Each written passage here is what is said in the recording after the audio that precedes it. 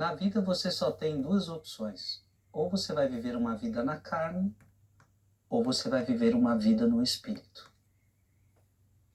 O que significa viver uma vida na carne? Quando eu digo uma vida na carne, é uma vida afastada de Deus, uma vida de pecado, uma vida onde você obedece somente aos prazeres carnais. Ou então uma vida no espírito, onde você obedece às leis de Deus, os mandamentos de Deus, que não tem nada a ver com uma vida na carne. Uma coisa é certa, parece que viver os dois ao mesmo tempo é inconciliável, é impossível. É sobre isso que nós vamos meditar. Gostaria que você ficasse até o final dessa meditação. Em nome do Pai, do Filho e do Espírito Santo. Amém. Romanos capítulo 8, versículo de 1 a 11.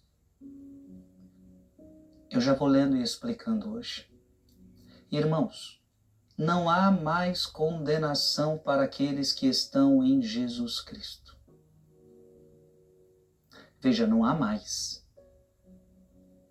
Porque quando Adão e Eva pecaram, nós fomos condenados. Você já pode até abrir a sua Bíblia para você entender isto. Em Romanos, capítulo 5.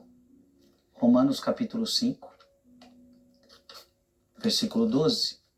Romanos, capítulo 5, versículo 12. Por isso, como por um só homem entrou o pecado no mundo, e pelo pecado a morte, assim a morte passou a todo o gênero humano. Então a morte passou a todos nós, a condenação passou a todos nós. Então a situação que nós ficamos foi terrível. Abra aí também a sua Bíblia, em Colossenses capítulo 2, Colossenses capítulo 2, versículo 13 a 14.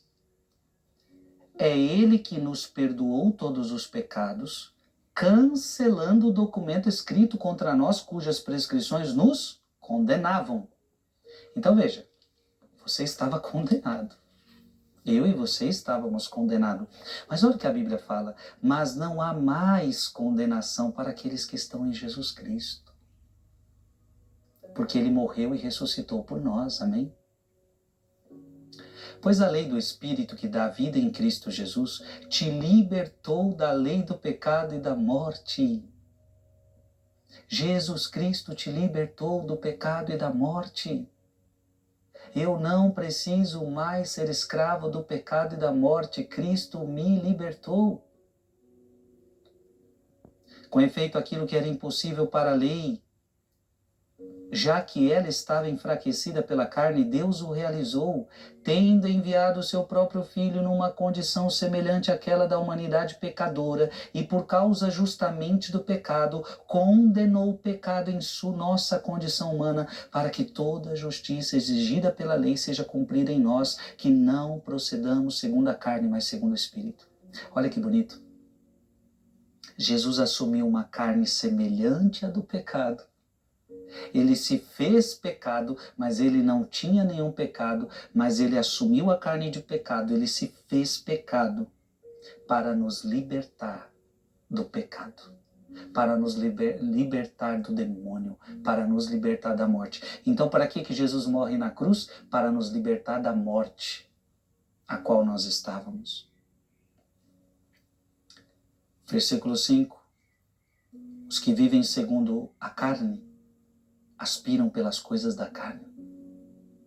Então quem quer viver na carne só gosta das coisas carnais, só gosta dos prazeres carnais. Os que vivem segundo o Espírito aspiram às coisas do Espírito. Gente, essa é a verdade. Quem gosta de coisa, quem é carnal, gosta das coisas do mundo, dos prazeres que o mundo tem para oferecer. Quem é do Espírito gosta das coisas de Deus. Ah, mas por que fulano de tal não gosta das coisas de Deus? Porque ele é carnal. Ah, e por que aquela pessoa de Deus, ela também não vai curtir um pouquinho do mundo? Porque ela vive a vida do Espírito. Na verdade, as aspirações da carne levam à morte, e as aspirações do Espírito levam à vida e à paz. Você quer ter vida? Você quer ter paz? Então você precisa viver a vida do Espírito.